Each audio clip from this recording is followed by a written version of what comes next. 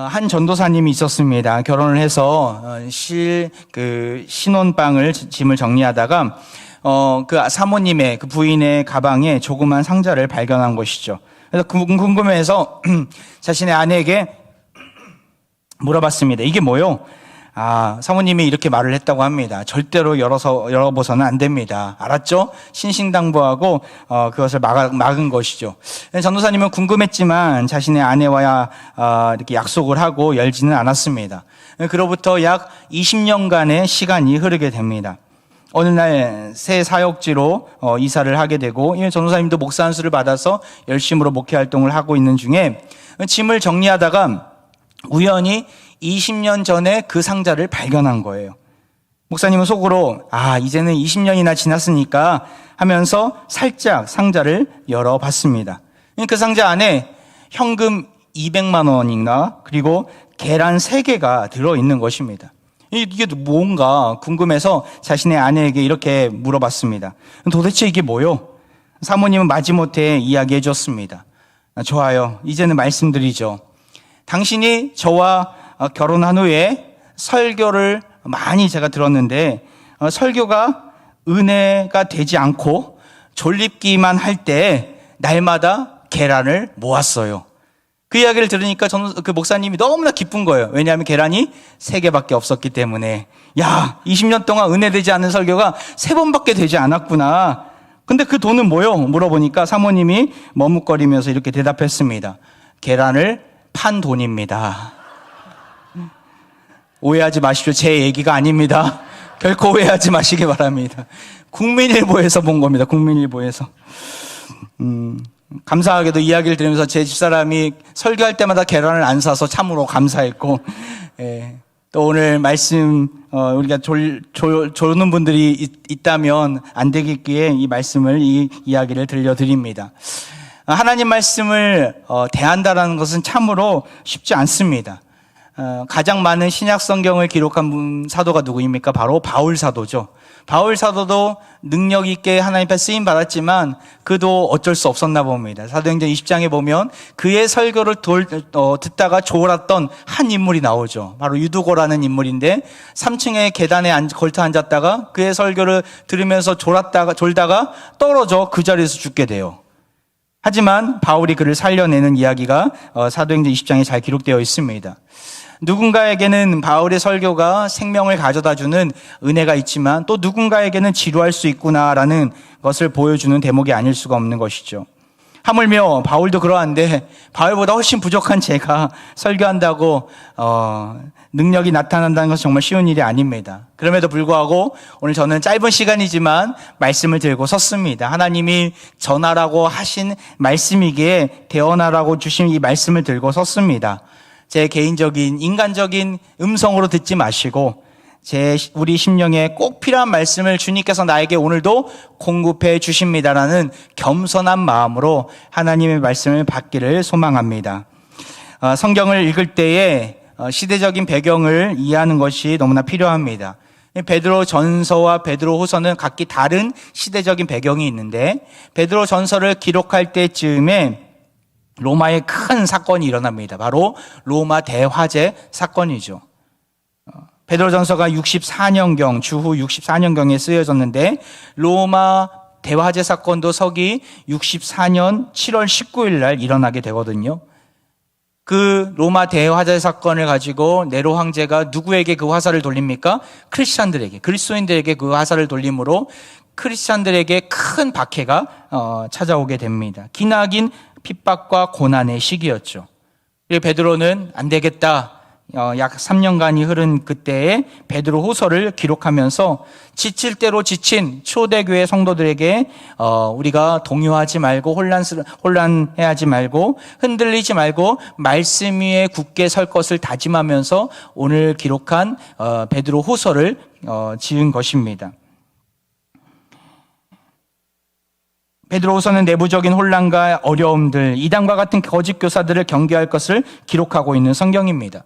우리 인생도 마찬가지지 않습니까? 고난의 여정이 길어지면 길어질수록 참 우리의 믿음이 약해지는 것을 느끼게 됩니다. 하지만 우리가 말씀 위에 굳건히 서 있다면, 날마다 교육과 훈련의 자리에서 하나님 말씀에 귀를 기울이고 있다면 우리는 흔들리지 않을 것입니다. 나아가 이단들이 우리의 그 고난의 틈을 타고 들어올 때가 있어요. 믿음의 틈을 타고 들어올 때가 있어요. 하지만 우리가 말씀에 굳건히 선다면 이단들의 방해에도 흔들리지 않고 늘 깨어있는 모습으로 나아갈 수 있는 것이죠. 오늘 우리가 수료식을 하면서 또 많은 분들이 이렇게 교육과 훈련의 자리에서 한 학기 동안 열심을 내어서 너무나 감사합니다. 우리 공동체가 지금까지 35년 동안 아름답게 부흥하고 아름답게 성숙해 갈 수 있었던 이유는 이 교육과 훈련이 있었기 때문에 그러합니다. 우리 합평 공동체는 앞으로도 교육과 훈련을 통해서 말씀의 지배를 받는 교회가 될 것입니다. 여러분 믿으십니까? 우리가 말씀의 지배를 받는 거룩한 공동체가 될 것입니다. 설교 시간뿐만 아니라 교육과 훈련을 통해서 우리의 믿음이 더욱더 단단해지고 건강한 모습으로 회복되는 은혜가 있기를 간절히 소망합니다. 베드로 사도는 이러한 혼란스러운 가운데서 하나님의 말씀의 권위와 능력을 이렇게 선포하고 있는데요. 19절 말씀 우리 같이 한번 읽어볼까요? 시작. 또 우리에게는 더 확실한 예언이 있어 어두운 데를 비추는 등불과 같으니 날이 새어 샛별이 너희 마음에 떠오르기까지 너희가 이것을 주의하는 것이 옳으니라. 여기 보면 더 확실한 예언이 있다라고 이야기합니다. 이것의 전제는 무엇입니까?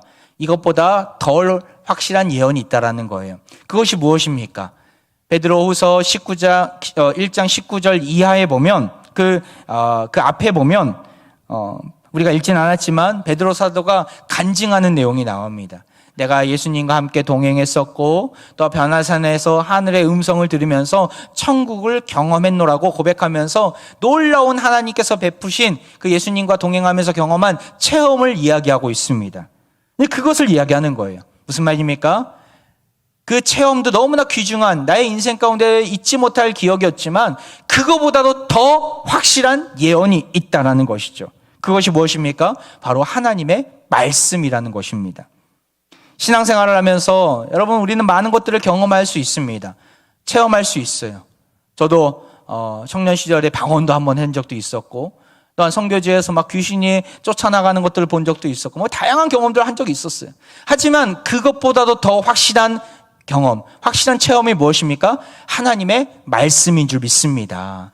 우리 인생 가운데 경험보다 체험보다 나의 감정보다 더 우선시되어야 되는 것이 무엇입니까? 하나님의 말씀인 것이죠. 성경보다 더 큰 경험은 없고 성경보다 더 확실한 체험은 없습니다. 하나님의 음성이 기록된 이 귀한 성경 말씀을 우리 손에 쥐어주신 것에 감사하시고 이 말씀이 나를 살리는 원동력임을 기억하시기 바랍니다. 그 확실한 예언이 어떤 것과 같다고 이야기합니까? 다시 한번 19절을 보면 어두운 데를 비추는 등불과 같다라고 이야기하고 있어요. 그렇습니다. 하나님의 말씀은 등불입니다. 우리가 2층에 올라가면 엘리베이터 앞에 거기 벽면에 하나님 말씀이 기록되어 있는데 시편 119편 105절 말씀, 주의 말씀은 내 발의 등이요 내 길의 빛이니이다. 그 말씀이 적혀져 있어요. 저는 그것을 볼 때마다 그렇지 하나님의 말씀밖에 없어라고 하면서 지나갈 때가 많이 있습니다. 우리 인생 가운데 마음이 답답하고 막연한 미래 가운데 불안을 경험하는 분들 계십니까? 말씀의 빛을 비추시기 바랍니다. 갈 길을 밝히 보이시는 주님께서 말씀을 통해 우리에게 앞길을 비춰주실 것입니다. 우리가 가야 할 길을 비춰주시는 말씀을 볼 때 우리가 한 가지 염두에 둬야 될 일이 있어요. 19절을 계속해서 보면 후반부에 날이 새어 샛별이 너희 마음에 떠오르기까지 너희가 이것을 주의하는 것이 옳으니라. 참 아름다운 시적인 표현을 베드로 사도가 하고 있는데요. 샛별이 너희 마음에 떠오르기까지, 샛별이 보일 때까지라는 것이죠. 주의를 기울여서 말씀을 보라는 것입니다. 이 샛별이 무엇입니까? 신약 성경에 샛별이라는 말은 여기만 나와 있지만 헬라 문헌에서 이 샛별은 새벽별을 가리키는 용어입니다. 이 새벽별은 흔히 왕들이나 신하를 가리키는데 또한 천문학적인 용어로는 금성을 가리키기도 합니다. 이것을 우리는 성경적으로 해석한다면 이 새벽별, 이 샛별은 누구를 가리키는 것입니까?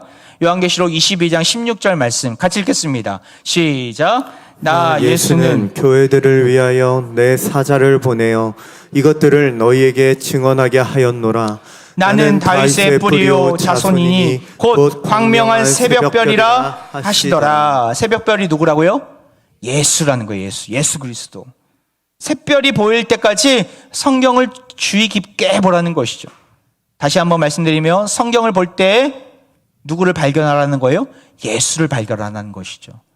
예수님이 내 눈앞에 떠오를 때까지 계속해서 말씀을 묵상하고 예수님을 의지할 수 있어야 한다는 것입니다. 왜 그렇습니까? 구약과 신약은 누구를 가리킵니까? 구약은 앞으로 오실 메시아이신 예수 그리스도, 신약은 이제 오신, 실제 오신 예수 그리스도의 약속의 말씀이 담겨있는 말씀 아닙니까? 그렇게 사도 요한은 성경에 기록된 목적을 이렇게 설명하고 있습니다. 우리 같이 한번 읽어볼까요? 시작.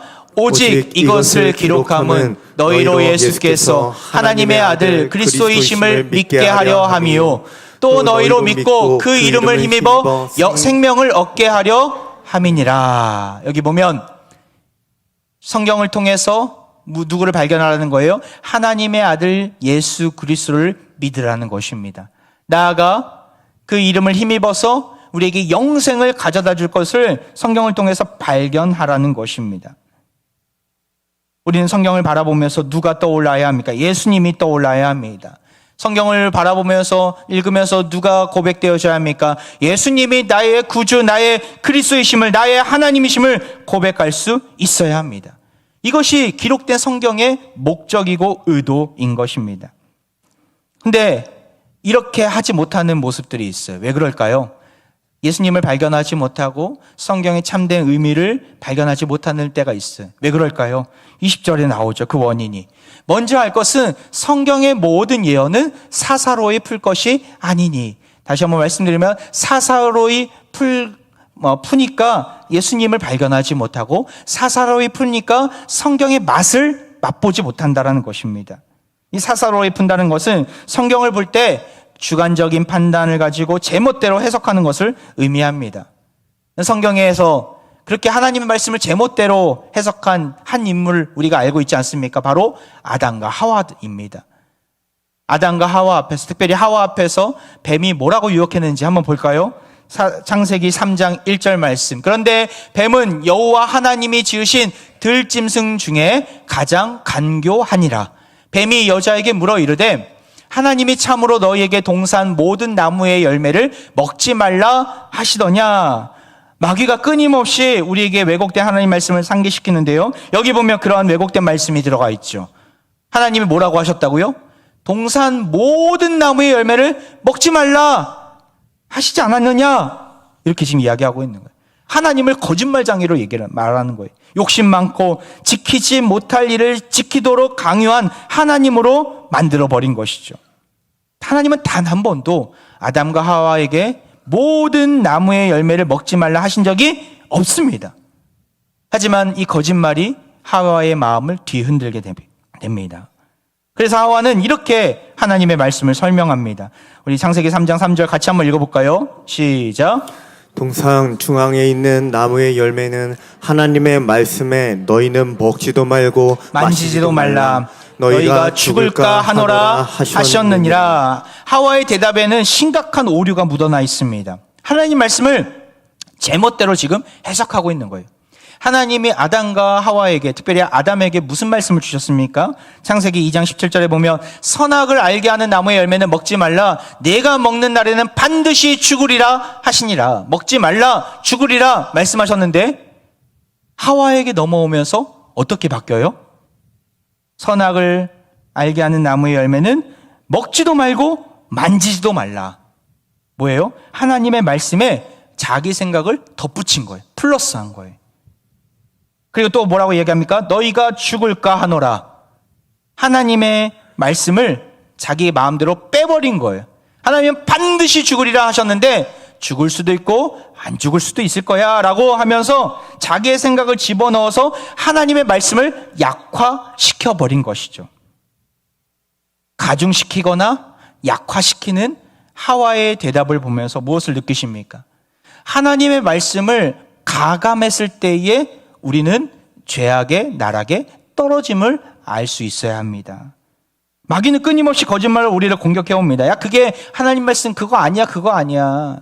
거기다가 이렇게 더 첨가해봐. 거기다가 이거는 너가 원하지 않고 너에게 부담스러운 말씀이니까 이건 빼. 수없이 하나님 말씀을 언급하면서도 동시에 우리를 유혹하고 넘어뜨리게 만드는 것이죠. 사사로이 말씀을 푼다라는 것은 이런 의미가 담겨져 있습니다. 그래서 사도 요한은 요한계시록에서 사사로의 말씀을 풀지 않도록 딱 매듭을 지면서 이렇게 선포하고 있습니다. 우리에게 주시는 말씀이다 생각을 하고 우리 요한계시록 22장 18절 19절 읽겠습니다. 시작. 내가 이 두루마리의 예언의 말씀을 듣는 모든 사람에게 증언하노니 만일 누구든지 이것들 외에 더하면 하나님이 이 두루마리에 기록된 재앙들을 그에게 더하실 것이요 만일 누구든지 이 두루마리의 예언의 말씀에서 제하여 버리면 하나님이 이 두루마리에 기록된 생명나무와 및 거룩한 성의 참여함을 제하여 버리시리라. 더하면 재앙이 임할 것이고 제하여 버리면 빼버리면 거룩한 성 하나님 나라에 참여하지 못할 것이다. 하나님이 우리에게 주시는 메시지입니다. 그렇게 우리는 어떻게 해요? 하나님 말씀을 있는 그대로 받아들이고 그 뜻대로 순종할 수 있어야 합니다. 왜요? 이 성경 말씀은 누가 저자입니까? 21절에 오직 성령의 감동하심을 받은 사람들이 하나님께 받아 말한 것임이라. 궁극적인 원 저자는 누구라는 거예요? 하나님이라는 거예요. 하나님의 말씀이 기록된 성경을 통해서 우리에게 전해졌기 때문에 이 성경 말씀을 읽을 때마다 하나님의 음성을 듣고 그대로 순종하는 모습이 사사로이 푸는 것이 아니라 그대로 받아들이고 그 뜻대로 순종하는 모습이 우리 안에 있어야 하는 것이죠. 그 순종의 첫 시작은 누구입니까? 바로 예수 그리스도라는 거예요. 샛별로 오신 예수 그리스도가 성경에서 말하는 궁극적인 구원자이시고 메시아이기 때문에 예수님을 발견하면서 하나님께서 나에게 주신 메시지를 가슴 깊이 묵상하고 또 묵상하며 되새김질 해야 하는 것입니다. 성경을 보면서 예수님이 우리의 소망이요 우리의 살 길임을 믿음으로 고백하기를 원합니다. 7, 8월 참으로 무더위로 느슨해지기 쉬운 때입니다. 또한 장맛비로 여러 우리의 인생길이 공고한 인생길을 걸어가고 있는 이때에 우리는 더욱더 말씀으로 무장되기를 바랍니다. 여러 다양한 방법들이 있겠죠. 말씀 묵상, 성경 통도, 암송, 필사, 성경을 타자하면서 쓰는 방법들. 뭐 다 좋습니다. 여러분의 형편과 상황에 맞게 말씀을 매일매일 묵상하고 씹어 먹는 그 자세가 필요하다라는 거예요. 이번에 어떤 분이 책을 주셔갖고 반전의 하나님이라는 조혜련 씨가 쓴 책인데 간증문이기도 합니다. 이 책을 보면서 참 많은 도전을 받았었는데 그 중에 이분이 성경을 대하는 방법들이 여러 가지가 있는데 이분들이 자주 예용하는 방법이 뭐냐면 자기 목소리를 담아서 성경을 읽어내는 거예요. 그것을 녹음해서 자신과 함께 성경을 읽는 분들 방에 올리는 것이죠. 같이 또 그분의 목소리로 그 녹음한 성경 파일을 거기다 올리고 같이 올리는 거예요. 뭐 서로의 목소리를 듣기 위해서 올리는 게 아니라 내가 읽었노라고 서로에게 함께 확인하고 체크해 주면서 함께 으쌰으쌰 하면서 독려해 주는 그런 기회로 삼고 있더라고요. 참 좋은 방법이다. 가정교회 안에서 그런 방법들이 이루어졌으면 좋겠다라는 생각을 하게 되었습니다. 이 책을 보면 그렇게 하다가 이렇게 자신의 펜을 알게 되고 또한 그 방법을 통해서 그 성경을 알려주는 가운데 전도를 하고 있는데 어느 순간 그 카톡을 확인하지 않는 그 펜의 모습을 알게 된 거예요. 며칠 동안 기다리다가 안 되겠다 싶어서 전화를 했는데 그때 그 펜이 사실 장애를 가진 자매였는데 스스로 목숨을 끊고자 했던 그 순간이었더라고요. 그래서 전화로 안 된다고 격려하면서 기도해 주면서 또한 계속해서 말씀을 읽어주면서 독려해서 그 영혼을 살려낸 그 이야기가 이 책에 기록되면서 하나님의 말씀 자체가 은혜도 있고 정말 우리를 살려내는 원동력이 되고, 또한 이렇게 같이 말씀을 읽어내면서 함께 격려하고 생명을 일으켜주는 놀라운 계기가 될 수 있구나라는 생각을 하게 되었습니다. 우리도 이런 성경의 말씀 가운데 귀를 기울이면서 함께 나아가고자 합니다. 바람이 있다면 이번 송구영신 예배 때 올 한 해 일독한 분에게 시상을 하고 싶습니다. 지금부터 아직까지 시작을 못했다면, 아니면 이전에도 시작을 했다면, 올해부터 시작을 했다면 다시금 그것들 이어가면서 올 연말까지 12월 31일까지 1독 이상을 꼭 하시길 바랍니다. 나중에 제가 조사를 할 거예요. 그때 보고를 해주시면 교회에서 아름다운 상을 준비하도록 하겠습니다. 여러분, 더욱더 힘을 내서 말씀을 가까이 하는 여름 그리고 후반기가 되기를 바랍니다. 말씀을 마무리합니다. 철로역정에 보면 크리스찬이 서재에 들어갑니다. 그곳에 가면 수없이 많은 책과 또 말씀이 있음을 보게 됩니다. 사진을 한번 보여주시면 그곳에서 책을 읽으면서 참된 안식과 또 예언과 계시의 말씀을 통해서 위로와 평강을 얻게 됩니다. 나아가 필그림 하우스에 가면 이렇게 아름다운 큰 비티풀 하우스의 사방으로 많은 신앙의 서적들이 있고 또 말씀이 있어요. 바라옵기는 다른 데 가지 마시고 여기 한번 가보셨으면 좋겠어요. 철로역정 과정도 한번 밟아보시고, 또한 여유가 된다면 이 카페에 앉아서 책도 한번 읽어보시면서 또 하나님께서 주시는 참된 위로와 평강을 얻고 힘을 내는 우리 모두가 되기를 바랍니다. 지치기 쉬운 계절, 예수 그리스도의 음성이 더욱더 필요한 때입니다. 바쁘다는 핑계, 세상 것이 더 좋아서 말씀을 대하는 것이 게을리한 모습은 없었습니까? 주일날 말씀을 폭식하고 평일에는 말씀을 편식하지는 않았습니까? 성경을 내 마음대로 해석하면서 내가 복음에 빠져서 또한 경험에서 치우쳐서 내 자기 계시를 쫓아가거나 유혹된 모습은 없었습니까? 하나님 말씀의 자리로 다시금 돌아와 하나님께서 매일매일 나에게 신령한 음성을 들려주시는 은혜를 마음껏 경험하는 우리 모두가 되길 바랍니다. 나아가 말씀 속에서 예수님이 생각날 때까지, 예수님이 나를 되게 무슨 말씀을 하시는지를 귀를 기울이면서 예수 그리스도가 하나님의 아들이시고 나에게 영생을 주시는 유일한 분임을 날마다 고백하는 우리 모두가 되길 바랍니다. 화평가족 모두가 말씀을 대할 때 샛별이 떠오르기까지, 이 시대의 소망인 예수 그리스도가 발견되기까지 더욱더 말씀에 귀를 기울이고 말씀과 가까이 하는 삶을 사시는 우리 모두가 되기를 주의 이름으로 축원드립니다. 이 시간 우리 함께 일어나서 찬양으로 나아가는데요. 우리 오늘 눈물로 한 알의 씨앗을 심는다. 꿈꿀 수 없어 무너진 가슴에 저들의 푸른 꿈 다시 돋아나도록 우리 함께 땀 흘려 소망의 길을 만든다. 우리 믿음으로 고백하면서 가사를 생각하면서 찬양으로 나아가겠습니다.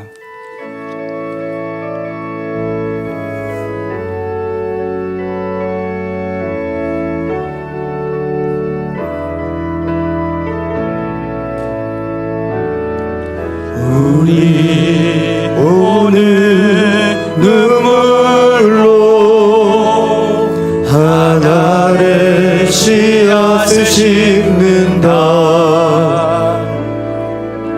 꿈꿀 수 없어 무너진 가슴에 저들의 푸른 꿈 다시 돋아나도록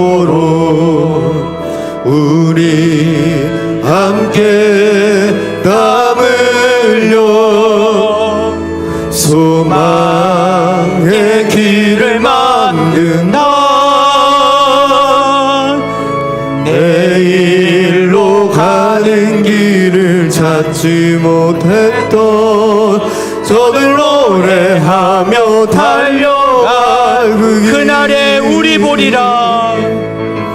그날에 우리 보리라. 새벽이 있을 같은 저들 일어나 뜨거운 가슴 사랑의 손으로 이 땅 신유하며 행진할 때 오래 황폐하였던 이 땅 어디서나 순결한 꽃들 피어나고 푸른 의의 나무가 가득한 세상 우리 함께 보리라. 할렐루야. 오늘도 주의 신실한 음성을 들려주심에 감사와 찬양을 올려드립니다. 바쁘다는 핑계로, 어렵다는 핑계로 주의 말씀을 멀리했던 우리의 모습을 주여 긍휼히 여겨 주옵소서. 이제 이후로는 샛별 대신 소망 대신 예수님을 더욱더 깊이 알아가기까지 말씀의 자리에 서겠습니다. 성령께서 우리의 마음을 주관해 주시고 사사로의 말씀을 해석하지 않게 하시고 가감하며 말씀을 재단하지 않도록 우리에게 지혜와 계시의 영을 부어 주옵소서. 다시금 새 힘으로 일으켜 주시사 하나님의 신실한 음성을 듣고 말씀의 반석 위에 굳건히 하셔서 세상의 소망 대신 주님만을 의지하는 우리 모두가 되게 하옵소서. 이 시간 병든 육체와 상한 마음 위에 손을 얹고 기도합니다. 주님, 이 시간 각종 질병으로 고통받는 화평 가족들을 위해 기도합니다. 우리 환우들의 신음과 고통 섞인 간구에 속히 응답하여 주시고 싸매어 주시고 치유하여 주옵소서. 내 이름을 경외하는 너희에게는 공의로운 해가 떠올라서 치료하는 광선을 비추겠다 약속하셨사오니 이 시간 낫게 하시고 회복시켜 주시사 모든 고통과 통증에서 벗어나게 하옵소서. 하나님의 살아계심을 우리 환우들을 통해 보여주시고 우리 모두가 주의 살아계심을 노래하게 하옵소서. 우리에게 참된 자유와 평강을 허락하신 예수 그리스도의 한량없으신 은혜와 우리에게 성경을 쥐어주신 하나님의 무한하신 살아계심과 사랑하심과 말씀을 깨닫게 하시는 성령님의 감화감도 교통케 하시는 역사가 고단한 인생길 속에서도 주의 신실한 말씀을 통해 샛별 대신 예수 그리스도를 바라보며 담대히 세상으로 나아가는 사랑하는 모든 화평 가족들과 나 오늘 수료식에 참여한 모든 수료생들과 또한 장맛비로 큰 고통 중에 있는 모든 지체들 위해 이제부터 영원까지 함께 있을지어다. 아멘.